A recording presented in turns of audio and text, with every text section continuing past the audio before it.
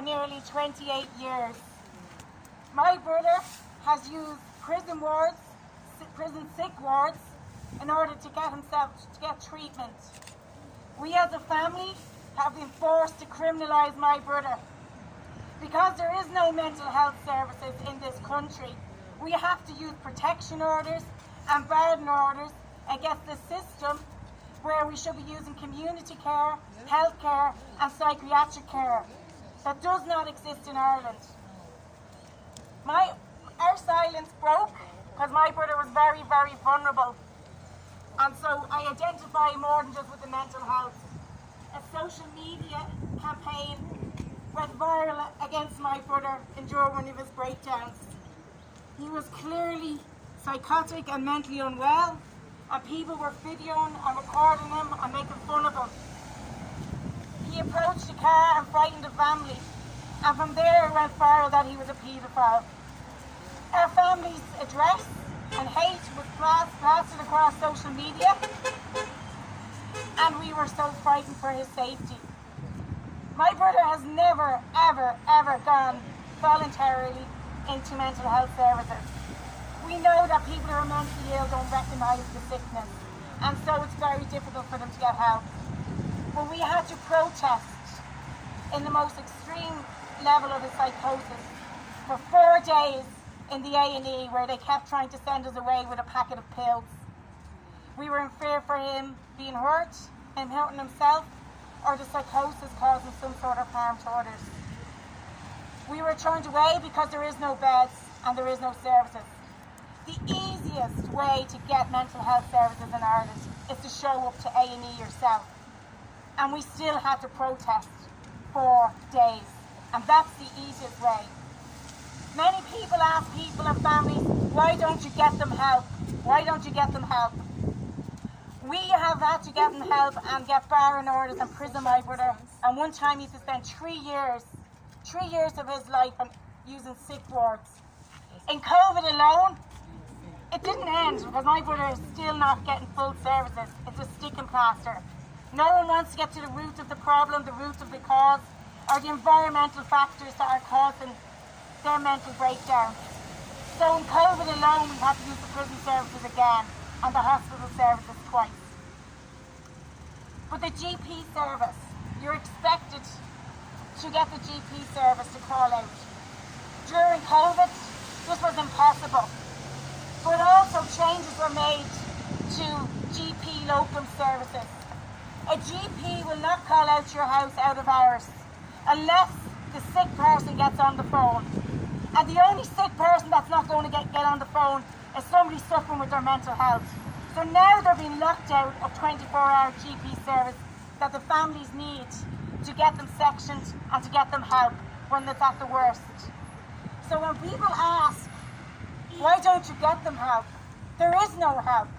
We are being underfunded and this government shut down our mental health hospitals after budget cut after budget cut and put nothing in its place. They promised us housing, they promised us community care, all of which they can't get.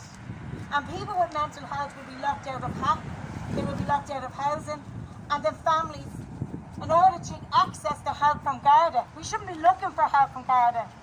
Last week, it should have been mental health services on the home of the Nkencho family. That's who should have been there. Since 2009, they've called for dual services, that it should not be armed forces there, it should be psychiatric services.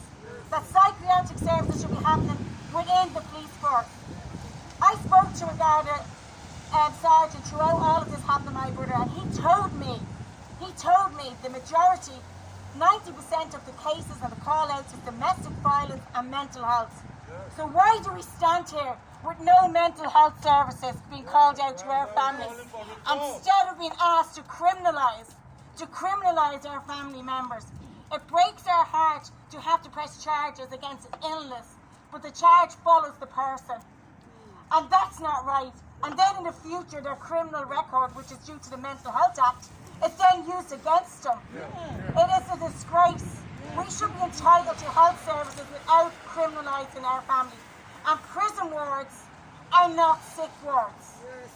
And my brother now can no longer be held in a sick ward because he got injuries in the sick ward. He got scalded in a sick ward. So now this year he just had to be sent down to the Midlands where there is no sick wards. So it's getting worse and it's getting worse because the prison services are overfilled and there is no investment. So what we have to call for is, people said it here, one voice, one community, working class people and people with immigrant backgrounds who suffer more oppression from this system and this poverty. For people to think that people come in, the people who shout loudest that say mental health people are not oppressed, mental health is just used as an excuse. There is no oppression, there is no racism.